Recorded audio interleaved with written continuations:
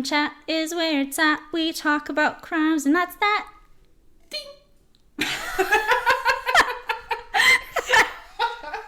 I love it. I love it.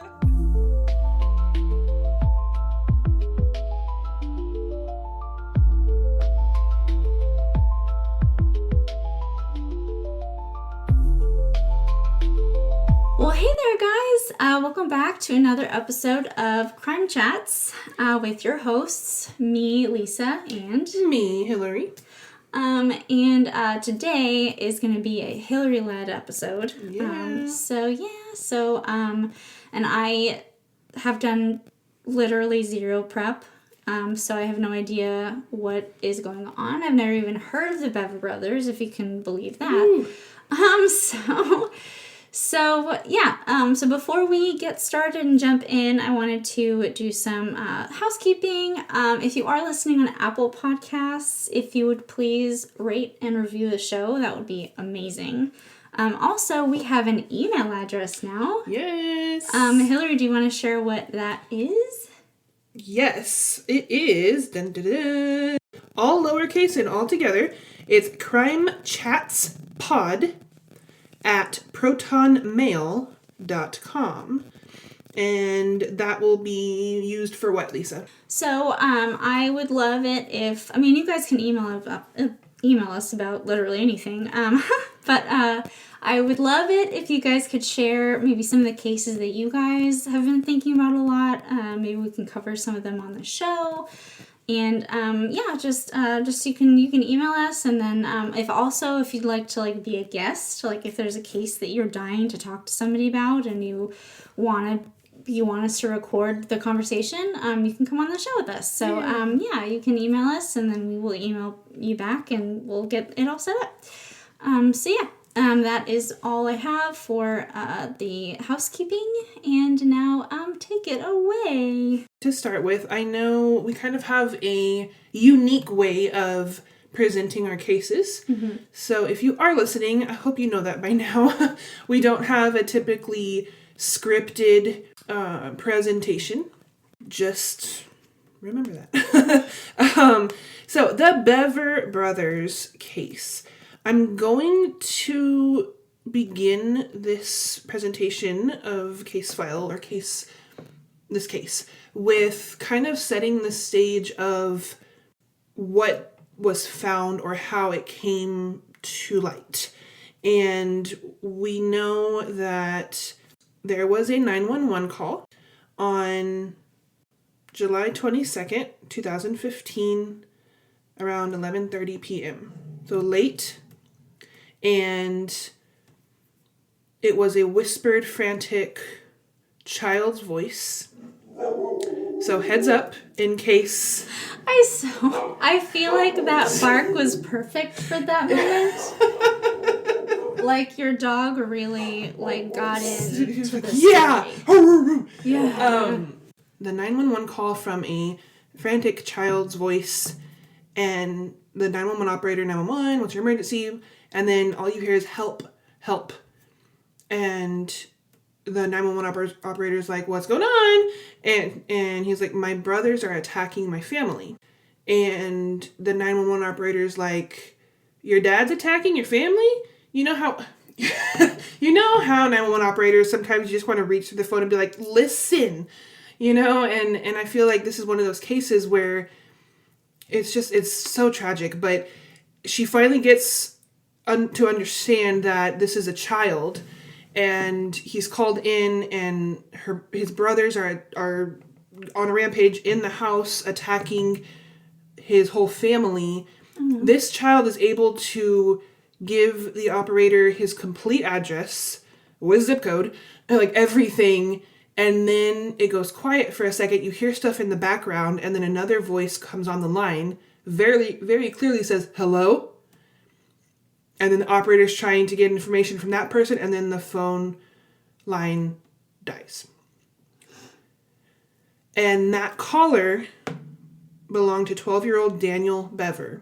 He was a victim of these Bever brothers, who were 18-year-old Robert Bever and 16-year-old Michael Bever. 16 and 18. Dang.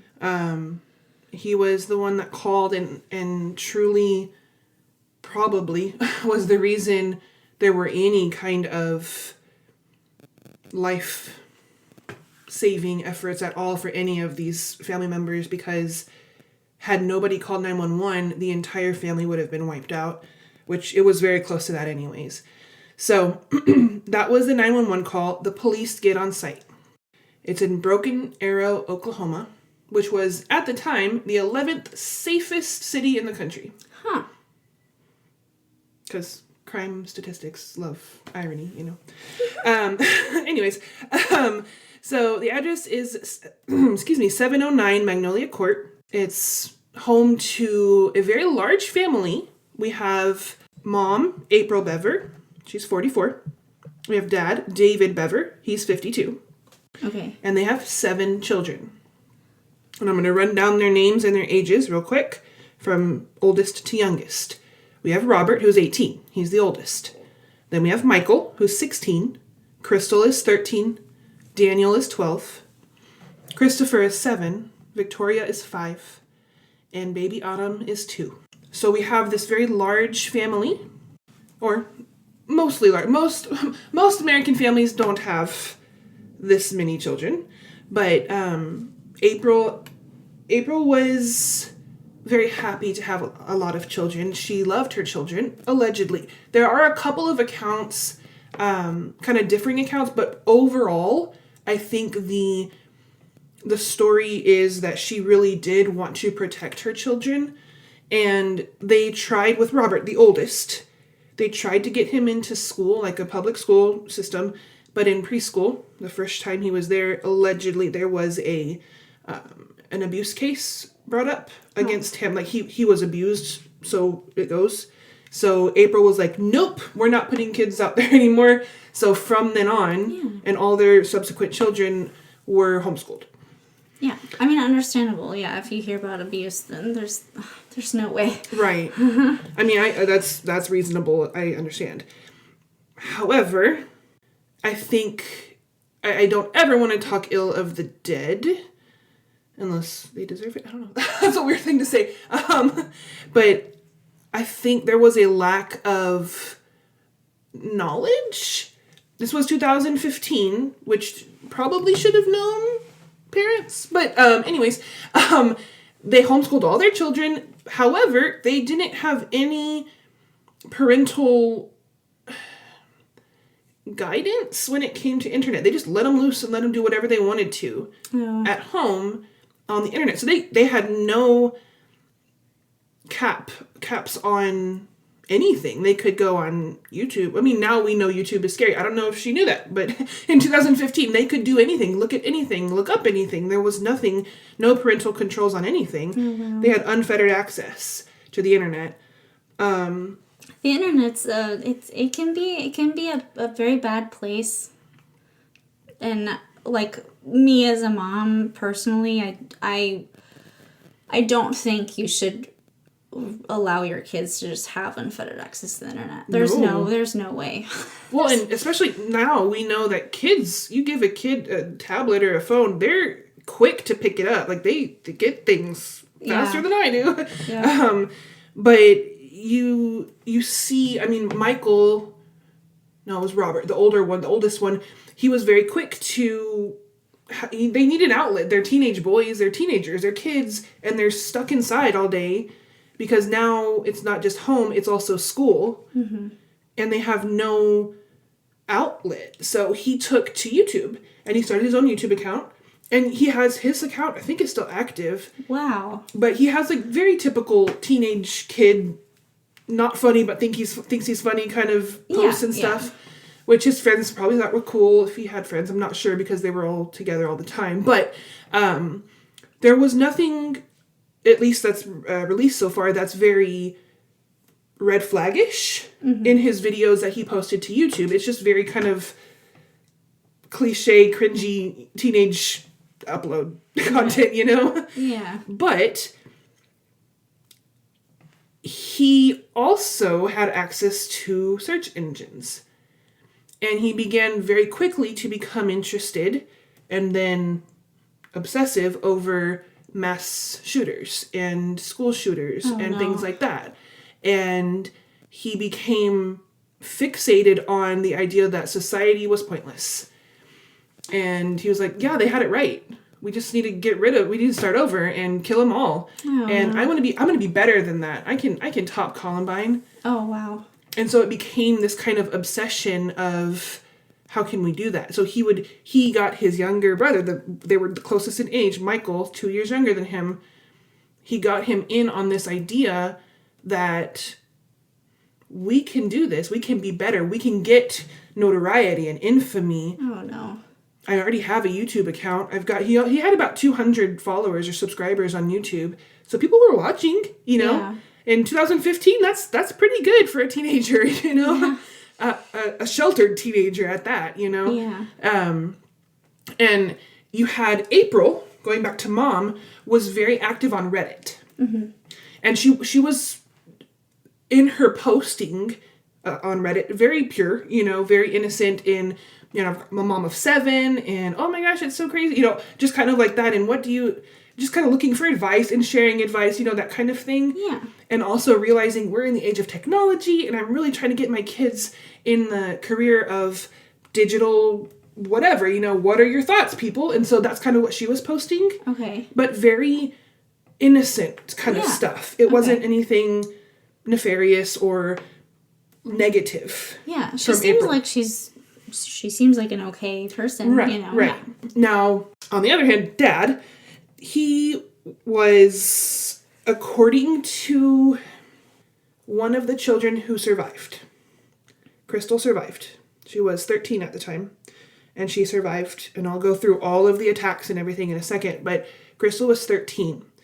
And I'm sorry to interrupt you, but the oldest brother, so just the names, because I'm already there's a bunch of them, I know. So the oldest boy that got his younger brother to help him with this, who was older? Robert and then Michael. Robert and Michael, okay. Mm-hmm. All right. Robert, Michael. Okay, cool. And then Crystal was the very third one in line, age-wise anyways, but she survived. She's the only one who was attacked that survived. Oh, that's so sad. But she on the stand, on the witness stand, she testified against her brothers, but also was very adamant about their upbringing and how her parents were and all that kind of stuff. So she was a very pivotal piece in their case, in both of their cases, and said that their dad was very abusive, especially toward Robert, the oldest. No. Yeah. Verbally, physically, all that kind of stuff. And she even said at some point, I don't think it was specifically explained. I mean, she was a kid, she can't really pinpoint dates and things, as a teenager. She said she overheard both parents kind of talking to each other, saying, regretting how hard they were on Robert. But they continue to do it, they continue to treat him that way. Yeah. But the rest of the kids, they didn't treat necessarily that bad. Right. But they said David was really mean, just bad toward Robert specifically. Being the first kid, you don't really know as a parent, how do we discipline? How do we train or, rear this child? Yeah, they don't give you a handbook. They just allow, I remember when Lily was a baby, I remember being so they just let you walk out of the hospital with a human. And it's just yours. You just have this human and then they don't tell you what to do with it. And anyway, it's just... And then you have me. I can definitely relate to that. Foster parent who has to go through hundreds of hours of trainings and things every parent should have to do this.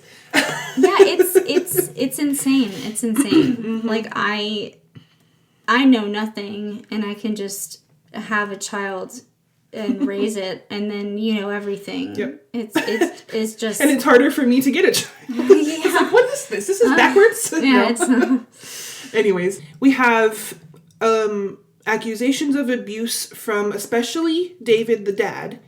April was more complicit, apparently. According again to Crystal, she's the most technically reliable source. Okay. Even though she's 13 at the time of this attack, she's the only one they really have to listen to because she was both attacked but also grew up in the same house. Yeah. You know? And they were such a sheltered family. They didn't go out to gatherings or they didn't go to school. They didn't, they didn't do all this stuff. So she was kind of the one that the police and the detectives and everything really counted on for honesty, which is really a lot. It's so much pressure to put on a 13-year-old. Yeah, I can't imagine. And one who just got brutally attacked. Oh, there's so much. Anyways, so back to April being active on Reddit, posting about homeschooling, the digital careers. And then you have the boys, I keep calling them boys, they're teenagers.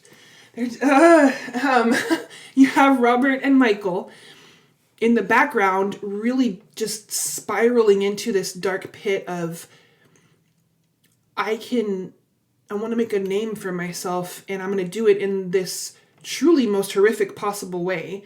I think it was Michael's interrogation was released, the original interrogation was released like within weeks of their arrest.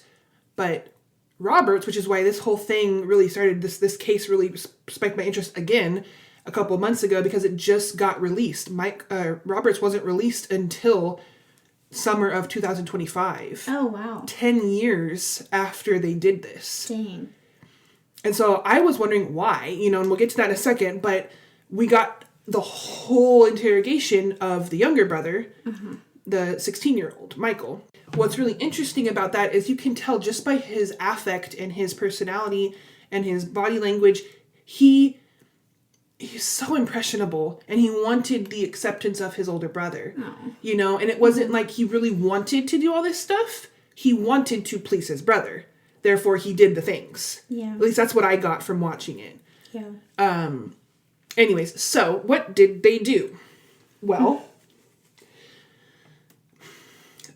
according to Michael in this police interrogation, about 2 months before the actual attack on their family, they started kind of stockpiling weapons, ammunition, body armor. Oh, no. Strange weaponry, though, too. Not just guns and ammo. They had crossbows and darts, surgical blades and butcher knives and an odd assortment of things. So where did they get all this stuff from? Amazon. Oh, good. Yeah. Yep. Good. Yep. Hatchets. Thanks, Jeff Bezos. Yep. But the thing is, it was coming in slowly, and the biggest kicker, why would they even attack their family? What did these children, their other younger siblings, a 5-year-old, a 7-year-old, what could they have possibly done to deserve this, in these kids' minds? The only thing that is ever out there to explain the why is because they were about to get a big shipment of guns and ammo, bullets, because they were going to go on the road and continue this killing spree, going west and then north and stopping. Wherever they stopped, their goal was at least 5 kills. Oh my God. So they really wanted this killing spree. That was their end goal. But with all this stuff coming in, they knew their dad wouldn't be happy. But where did they get the guns from? Sorry, Amazon. You can get guns on Amazon. Mm-hmm. You can get guns on Amazon? In 2015. I didn't know that. I think you still can. Really? Yeah. Wow. But again, unfettered access to the internet. Yeah. Sorry, my mind is completely No. It's good. It's good questions. Yeah. You can get a lot of things on Amazon. So all of this big shipment was about to come in. Robert did come into his dad's office at one point because dad was like, why do you need full body armor or protective gear? What are you doing? And he told his dad, he was like, this is my future's provisions or something like that. And the dad was like, what? Weird. Kids being kids, No? No. So hang on. So they were just allowed to buy all this stuff from Amazon? Boys being boys. Wow. Okay. Mm-hmm. Did the family know that they were buying literal guns from Amazon? I think that didn't come in yet. That was what was about to come in. Oh, okay. But the hatchet, the crossbow, the surgical knives, those things had already come in. Boys being boys. Oh, wow. Okay. Yeah. Okay. The full body armor. Body I wear. mean, I only have girls, right? But I feel like if Lily wanted to buy, like, a crossbow and a hatchet, like, I'd have some questions. You would at least have questions, right? Okay. You know, like, even if I'm like, oh, yeah, like, boys be, like, at least question why, you know? Yeah. Like, what do you need? What do you think? What situation in your mind will require you to have this? Yep. Well, what's your thoughts? Yep. What's your thoughts, honey? But see, we don't know if they asked that because both parents are dead. Yeah. And the only one alive that we can trust at this point is 13-year-old Crystal. Right. And she wasn't around if those questions were asked. She wasn't there to witness them. Dang. Yep. So, the next day, those things were supposed to come in. They were expected to be delivered the next day, the big packages, right? So, they had the two boys, the night before this big package was expected. They had all of their knives and crossbows and hatchets and body armor all laid out on their bed. And they were chit-chatting. And down the hall, April, mom, is telling Crystal, go tell the boys, Michael and Robert, it's their turn to clean up the kitchen before bed. Do the dishes, wipe down, all that kind of stuff. Just normal chores. Yeah. Crystal's like, oh, okay, fine. She knocks on the door, says, Mom says it's your turn to do the kitchen chores before bed. Michael, 16-year-old, looks at Robert and says, should we just do it now? Robert nods. Yeah. Wow. So Michael turns to Crystal, 13-year-old, and says, hey, you want to see something cool? Takes her over to the computer, proceeds to stab her. Oh my God. She screams, continues to stab her, doesn't die, so he slits her throat. Oh my God. April, mom, hears screaming, comes to the room, gets met by brother. Stab, stab, stab, stab, stab, stab, stab. Oh my God. Wait, who stabs the mom first? We don't know. Oh, we don't know. Okay. Because they both... Robert wants to take credit. Right. Michael now is like, I didn't really want to do it. So he's now saying he didn't do anything, but then sometimes he says, well, I did do this, and then... So the overall kind of summary of who did what. Michael has confessed to luring Crystal and stabbing her. So he's the 16-year-old. Okay. And later he's done even more abhorrent things, which you'll be like, more? What? Yes. He also confesses to, at some point, stabbing at least once his mom. Oh, wow. But Robert takes the credit of killing mom. Okay. Like, multiple stab. Butchery. Like, just like, terrible, terrible assault on the mom. Oh, my God. And then she's down. Dad hears the commotion. So they're making their way now down out of their room, down through the house. And people are starting to stir. Now, it's 11:30. The kids are asleep, but they're hearing screams, you know, so they're starting to wake up. Yeah. Dad's like, whoa. They attack Dad. Oh, my God. Dad is stabbed to death. So you got 3 victims so far. So they think Crystal does survive that brutal beating. It's not a beating, but the attack. Mom and Dad are dead. Okay. You have Daniel, who is the 12-year-old, runs to his room, closes the door. He gets a phone. He's the one who calls 911. That was that 911 call. Oh, poor sweet baby. Yep. So without his phone call, likely Crystal would not have survived. Because they would have never come. Police would have never known until a long time later. Oh. So that next person that picked up the phone and said hello was my Robert, the oldest. Oh, no. And then he proceeds to kill Daniel, the 12-year-old, in his room. Oh, my God. Then you have Christopher and Victoria, the 7 and the 5-year-old, who have run into a bathroom and locked the door.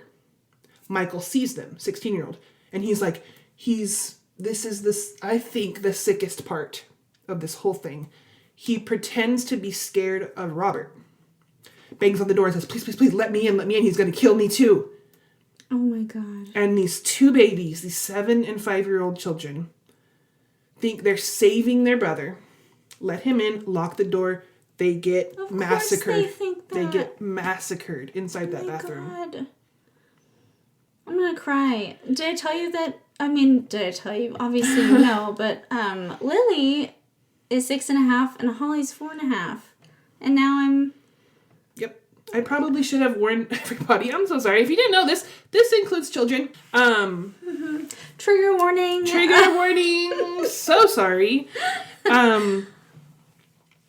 At that point, you have 6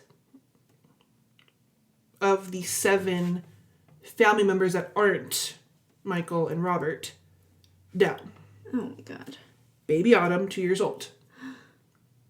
In her crib, sleeping. The boys, now scared because Daniel's already called 911, they're afraid that they're going to come and ruin their whole let's go west and north on our killing spree. They flee. They run out to, there's a little like copse of trees and bushes behind their house. They run and literally hide inside a bush. Inside a bush? They hide in a bush. Hope it was a thorny bush. Me too. And they're there. And I imagine this like, you know, in that is Lord of the Rings, I think it's the first one, where you have all the hobbits underneath that, the trail where the horsemen people are coming and they sense the ring. Yeah. And that's kind of how I imagine it, only a lot less cool because these people, these are like cowardly bad people. Anyways, they're hiding in this bush and the police get there. And I'm going to put a pin in that because I mentioned Baby Autumn. Yeah. She was left untouched. Yeah, she's... Okay. So she was one that wasn't even... She was ignored. Okay. And later, both boys say they just forgot. She was a goal to kill too. But they just forgot she was sleeping in the house. So she's alive. She's alive. Okay. Oh, thank God. Okay, so... Like everything in me clenched. Yeah. Okay. Baby good. Autumn and Crystal did survive. Okay, good. So, when we get to the police getting on the scene, they get there, they're like, well, it sounded like it could have been a prank call because it was like whispered and kind of rushed and then hung up. So they were like, but they get there, there's blood all over the front porch. Oh my God. Crystal has made it there and she's barely hanging on, but she's breathing. She's covered in her own blood. So they're like, nope, not a prank. They call them back up. They get EMS there. They take her to the hospital. But while they're doing that, they're going through the house. The first time they open the door, they see April. Then they see Daniel. Then they see David. Down, down, down. Gone. And then they see that locked bathroom door. And they're knocking, like, open up, open up. No response. Mm-hmm. So they kick it down. And it's just a bloodbath with 2 babies in there, 5 and 7-year-old. And then they keep going through and they know that 2-year-old's in the house somewhere. And they're praying, God, please let this baby be okay. We don't hear her. She is asleep, completely at peace. She didn't hear a thing. Thank God. She didn't see a thing. Oh my God. Unharmed. So they call in the K9 unit to track down Robert and Michael because they're not in the house. Yeah, because they're in a hopefully bush. the thorniest in a bush. of thorny bushes that have ever thorned. Ever thorned? I don't know if that's a... It is now. It's a thing now. And so I imagine in what I've watched in terms of case files and police records and things like that, the investigators and the units that were on site that day are still completely scarred by this case. Yeah. And the K9 unit officer, so the dog, but also his partner, the human partner. Yeah.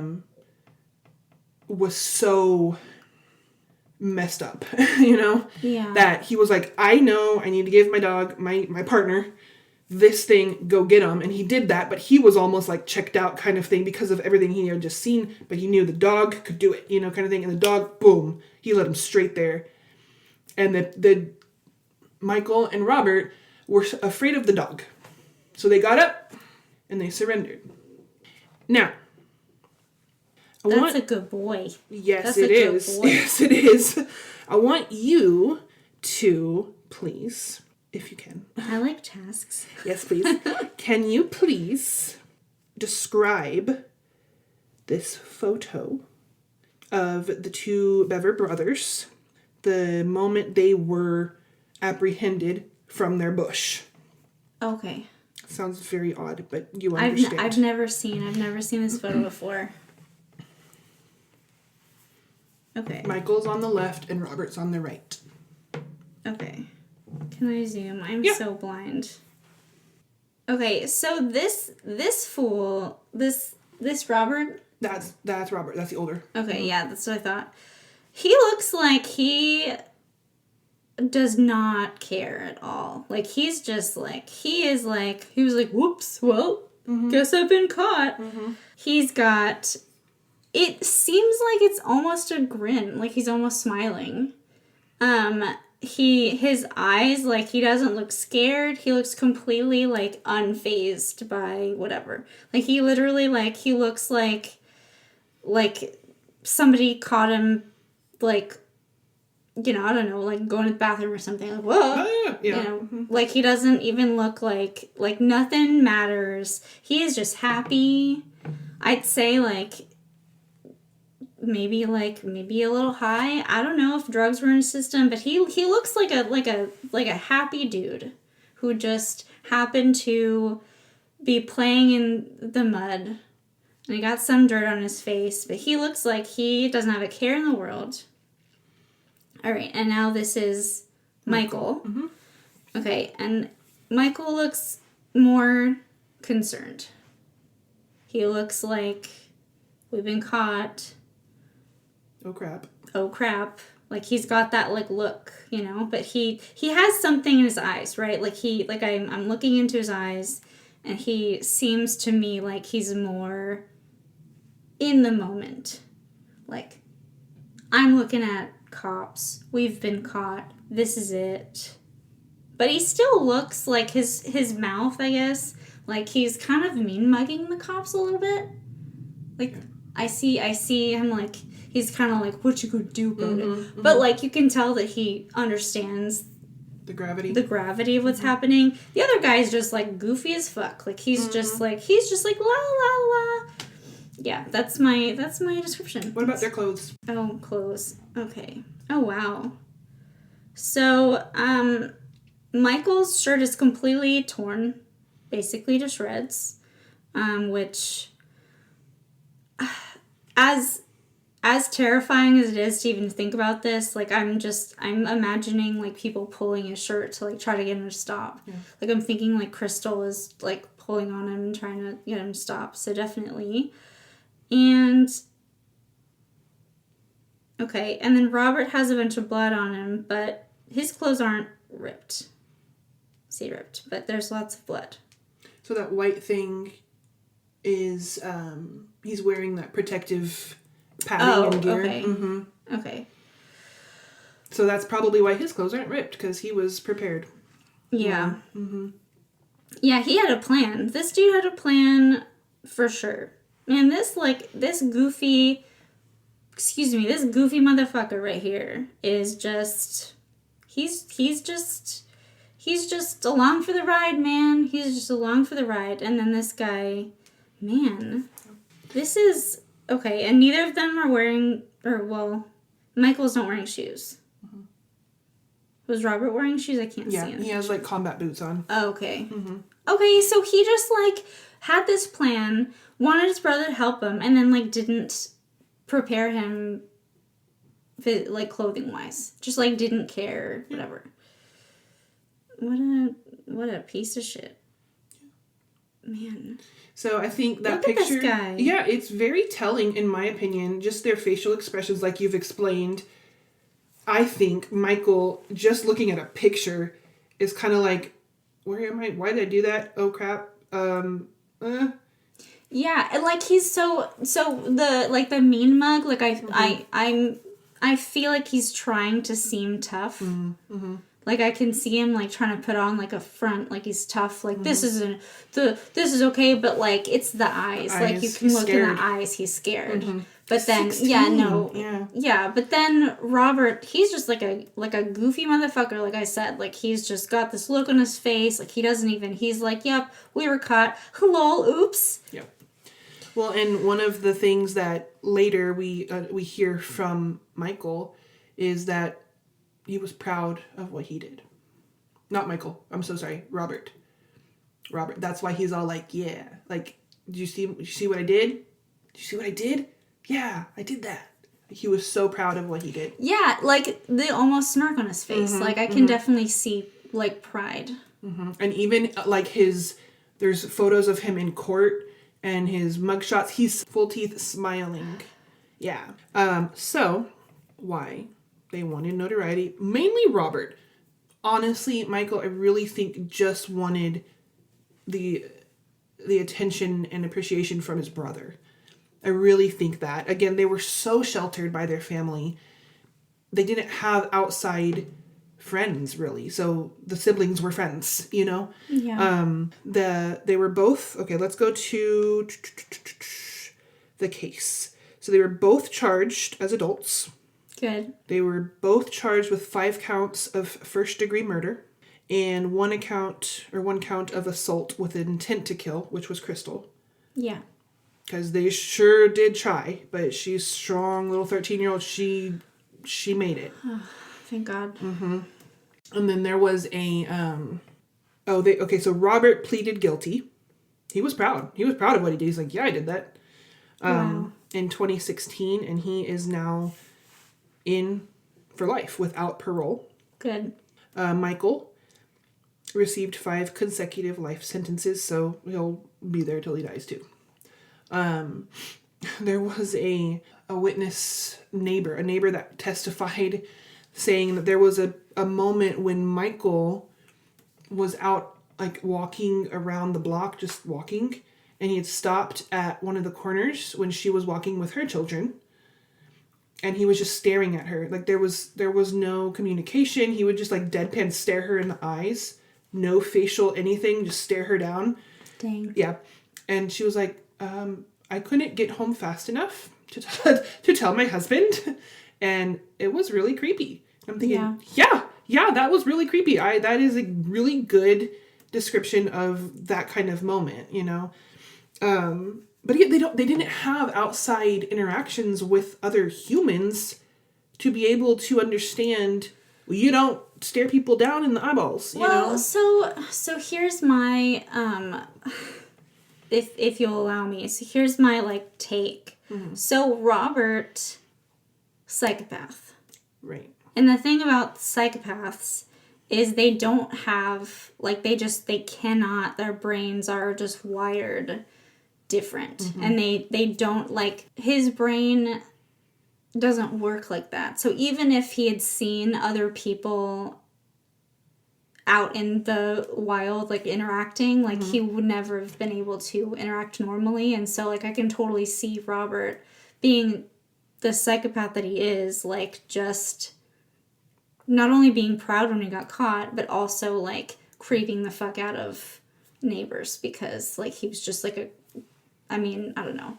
But then Michael, I don't see Michael having any sort of thing like that. Right. I think he was just a product of his circumstance, situation, you know. He had a chance. Yeah. The thing about psychopaths is, like, you're born that way. That's just how your brain is. There's obviously environmental things that can also influence that, but, like, my biggest fear, and I think I've shared this with you before, like, has always been that, like, one of my children will, like, just be a sociopath or psychopath. And, like, there's nothing really you can do. Yeah, that's terrifying. Yeah. I wonder, you know, if April were still alive today, what her thoughts, what her commentary would be on Robert. Because we don't have the luxury of getting that, you know, that interview or any of that. You know, we don't have any information on, at least I couldn't find any information on the grandparents. They were very sheltered, and David and April married when April was 15, which I have thoughts about too. But Yeah. that happened. So I mean, there's that. I mean, my kind of closing thoughts on this is this case isn't just about violence. It's about extreme sheltering, extreme isolation. I don't know. It is abuse. It's radicalism. There's the catastrophic consequences of letting the internet raise your children. You know, when you have 7 kids, that's not a problem. Have as many kids as you want. If you're able to raise them healthfully. So, just real quick, why weren't they raised again? And I don't know if you mentioned this earlier, but kind of like the background. So why were the parents not more involved in them? You had April, who I think there was just a naivety of the internet. Oh, okay. So she just left them. Right, because what she saw was on Reddit, and she was very innocent in her posting, and she saw innocence in the reactions and responses to her. So I don't think she really understood, maybe, again, we don't know because we can't ask her, but we don't, I'm thinking she didn't really understand the depth and depravity that can be on the internet. Yeah, but I mean, for Robert, like, I mean, I'm not a psychiatrist, but that kid is a psychopath, I think. Right? So, like, I feel like that's something that she would have, like, maybe picked up on, that something wasn't right. And that's where I kind of go back to that comment that Crystal overheard both parents talking about. We were just too hard on Robert. Oh, so I think maybe there was a little bit of guilt. And so they thought maybe they caused his oddness. Right, okay. You know, and this is just all me thinking, you know, but there might have been that we were so hard on him and now he's a little weird, you know, like he acts differently and he likes guns and knives and stuff. And, you know, so we're just going to, you know, let's just ease off. So they may have noticed it, but it was too late kind of thing. Or I think that might have been a big part of it. Yeah. Yeah. Oh. Unfortunately. So that's the Bever brothers. Wow. Yep. 10 years ago, or 11 years this year. Dang. Yep. And all appeals have been... Oh, and that was the other thing. Why Robert's interview just now got released in 2025, summer of 2025. And I don't understand this. I do want to talk to you about it because that was the reason it was November, not summer, November of 2025, Robert's full police interview was released by Fox 23. So they were apparently the first ones to get the interview because all of his appeals had been finalized. Like, and denied. Like, he's not getting an appeal. But I wondered, I'm like, I don't understand why that would have been a reason to withhold an interview or a police interrogation. I don't know. I have no knowledge of that. But I don't know. What are your thoughts on why Michael's was released like almost instantly 10 years ago, but Robert's was held on to? I don't understand that. Oh yeah, I don't know. Weird, right? Yeah, you'd think that like if they were gonna withhold, they would withhold from both of them. Right. So that's interesting. I'm curious about that. I don't understand that logic. Or if, but they were both tried as adults. I was gonna say, well, maybe if him being 16, Michael had something to do with it. But they were both tried as adults, so I don't think so. I don't know. I was curious about that being the reason. Like, now that all his whatchamacallits are done in the court, we're releasing this now, you know. Well, did Michael do any appeals? It didn't say. Oh, okay. I never saw that. Because it's possible it's just part of the appeals process, is if they're reinvestigating something. It's like, it's technically a reinvestigation, and so they won't, like, release stuff. Like, it's not like, what's the word I'm looking for? It's not public, it's not public record yet, because it's not, like, closed case. But Michael, if he didn't appeal anything, his part was closed, and so then it could just be released to the public. Whatever. I could see that. I don't know. I mean, just in my limited experience of, you know, being a true crime girly, That sounds like something. Well, and what confuses me more, though, is Robert pleaded guilty. He was proud of what he did, so why was he appealing anything? Yeah. That kind of confused me, too. I mean, so, I don't know. I feel like, defense attorneys, if he had an attorney, like, him pleading guilty, like, his attorneys were like, what are you doing? Don't do that. You know, like, what? Yeah, right. And so the appeals may have been at the suggestion of his attorneys, or, maybe because he's a psychopath and piece of shit, maybe he was just like, you know what, I don't want to be in prison anymore. This isn't as fun as I thought. Yeah. I'm tough, but I'm not that tough. Yeah. Wow. I don't know. He's a curious specimen, at least. I'm not going to be able to get his goofy face out of my head. Right? I'm not going to be able to. After he just slaughtered his family. Children. Babies. I can't. I'm glad I can't imagine that. I'm really glad I can't imagine his feelings. I can't. Yeah. Well, he had no feelings. True. He did an interview. Obviously. Last year? Recently. With some news outlet or YouTuber or something, and you know it was scripted by one of his attorneys, because I almost word for word, I'm going to paraphrase a little bit because I don't have it with me right now, but it was like, I can't explain, or I'll never be able to explain my actions as evil as they were. Like, he's trying to be remorseful, but it comes across as, those are just words, dude. That doesn't mean just anything. Saying words. Yeah. Yeah. Someone told you to say that. Definitely someone told you to say that. Dang. Yeah. So that's the Bever brothers. Oh my gosh. It's very sad. But the two sisters are still alive and doing well. Are they together?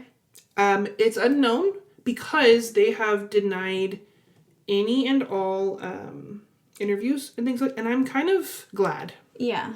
No, that makes sense. I'm kind of glad. They deserve to just move on from that. I'm so glad that Autumn didn't see anything and didn't hear anything, and she was asleep. It's traumatic enough to just know that this happened to your family, but like, I'm really, really happy that she was at least spared seeing it. Any kind of imprint on her brain, visual or audible, she didn't witness any of it, which is a blessing.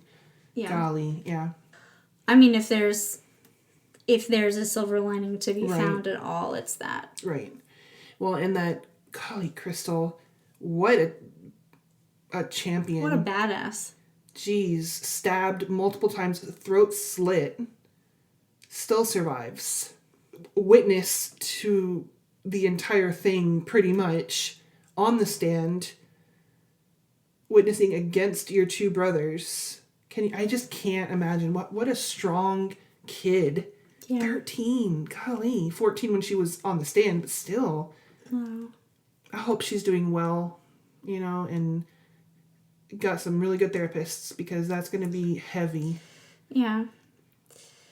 Yeah, I hope that whoever she's with now is taking real good care of her, and that she's happy and healthy, and she deserves all the good things. Yeah, and I hope she and Autumn both kind of... little sister. I really hope they're together. Yeah. I really hope they're together. Shared trauma is... Well, trauma bonding, that's a thing. Even though baby wasn't, thank God, involved in any of it. Well, plus, they're sisters, they're family, and they're each other's only family that they have left. And so, like, I really hope they're together. Mm-hmm. I hope that someday we find out that, yes, they are together. That would just make me really happy. Mm-hmm. That would be sweet. Or that, like, somehow Crystal, when she got older, she, like, adopted Autumn or something. I think that would be a sweet story. I don't know. I'm definitely, like, romanticizing it, but I think that would be a sweet end, to a tragic case. Wow. I was not, that was quite a ride. I did not expect that. I had done zero, I didn't look into anything, so I'm really happy that I didn't, because you could get my honest take. I feel like I heard some things, but I definitely not enough to like remember what their names were or like, you know, all the details and stuff. But dang. Well, I find every time I go into any kind of cases about people, usually kids, teenagers, that find this like rabbit hole of obsession with the school shooters or mass shooters, I'm like, well, I'm interested in that too, but I don't want to kill people, and I always think like, okay, Hillary, you're not going to go down that hole, right? And I'm like, no, that's not me. I'm really fascinated by all that stuff too, and But we don't idolize. I think that's the big difference. We don't idolize the murderers. Yeah, there's a difference. Yeah, there's a difference between like being super interested in something, but like purely for like educational purposes versus like you're learning about this so that you can use it. Yeah. You know. It's interesting because they usually the narrator or whatever, if you're listening to a documentary or reading an article, is always like, and they were so fascinated with these cases, and I'm like, that's not wrong. I'm okay, right? I'm okay.